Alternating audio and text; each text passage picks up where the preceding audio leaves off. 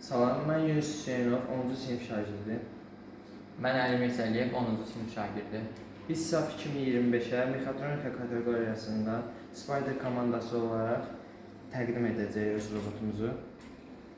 Bizim robotumuz Tinkercad üzərində bizim tərəfimizdən dizayn olunmuş, 3D printerdə PLA filamenti ilə çap olunmuşdur. Bizim dizaynımızda transportasiya üçün təkər əvəzinə alternativ dizayn işlədilibdir. Görünüşdə hörümçəyə oxşuyur. 8 dənə ayağı var və bu ayaqlar